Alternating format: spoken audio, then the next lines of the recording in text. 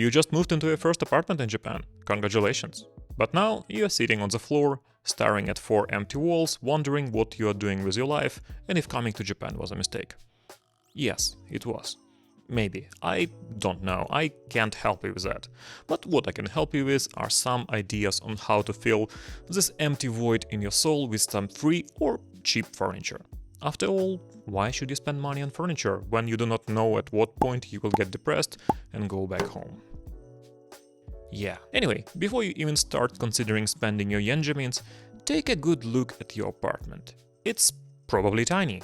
So take a moment and think about what you really need. And by this, I mean not what you're used to back where you're from, but what is practical for the limited space you have. This varies from person to person, but if you think about it, you probably do not need much.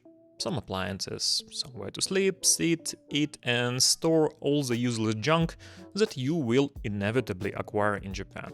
Easy peasy.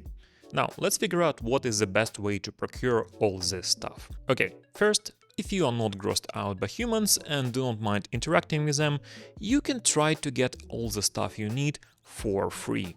You see, in any decently sized city, there is a constant stream of disillusioned foreigners moving out, and a lot of them are trying to get rid of all their possessions. And let me tell you, getting rid of things in Japan is not easy, especially on short notice. So this is where you swoop in, right when they are the most vulnerable. What you want to do is go on Facebook and look for mottainai or sayonara sale groups in your city. That's where all the good stuff happens. I would also check Craigslist, you can still find stuff there sometimes. Another popular platform to find free stuff is Jimoti, but you probably will have to speak some Japanese to communicate with people on it. One major disadvantage of free stuff is that you will have to arrange pickup and delivery yourself. You can rent a truck, hire a guy with a truck, or try to fit the 3-piece sofa on train. Please don't do that. Whatever, it will probably still be cheaper than purchasing all the stuff yourself, especially if you can pick up everything on the same day.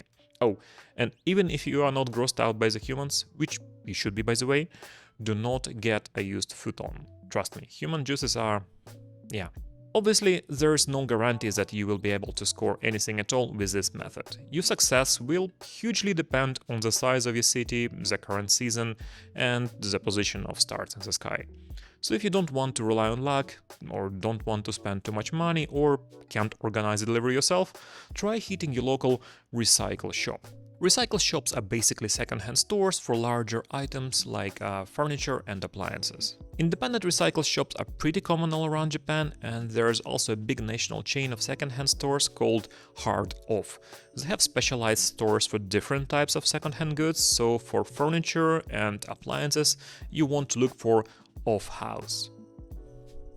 They usually have a decent selection of items and often will deliver or help you organize a delivery. Just be careful with electric appliances and be familiar with the prices for new ones, so you can make an informed decision. I'm not saying that they will try to rip you off, but second-hand goods in Japan are often sold pretty close to the original price, even if the price was like 10 years ago.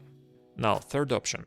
If you don't want furniture that someone touched with their greasy fingers, you can buy a new one. Yes, Japan has furniture stores. Who knew? And they even have IKEA as well. I hope I don't need to explain what IKEA is. It's the same as in other countries, just with better food.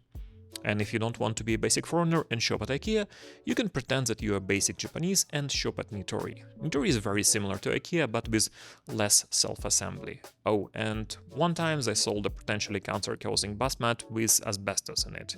But hey, they apologize, so it's okay, right?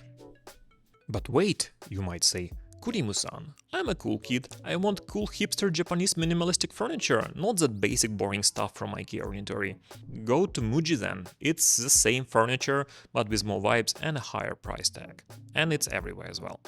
Anyway, those are the three main, somewhat affordable options that you can find all over the country, and they will give you a predictably decent experience. Obviously, there are other stores that you can check, there are plenty of small boutiques and large showrooms all around Japan, and you can buy cheap furniture from Rakuten or Amazon. But the quality, prices and overall experience will vary wildly between them.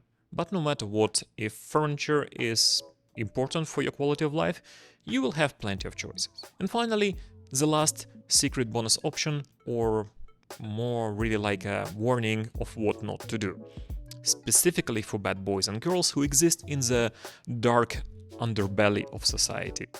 Listen carefully. If you ever see furniture on the side of the street with stickers on it that look like this, it means that it's discarded and will be picked up by municipal garbage collection. This does not mean that it's legal for you to take it. Do not do this. I know that Ben, the English teacher from Hub, told you that he furnished his apartment like this, but reality is that in addition to free furniture, you might get into some sort of trouble, and you probably do not want that, okay? To sum it up, getting your life set up in Japan is not that hard and does not have to cost a lot of money. If you have any questions or want to share your experience, write a couple of lines down in the comments. Cheers!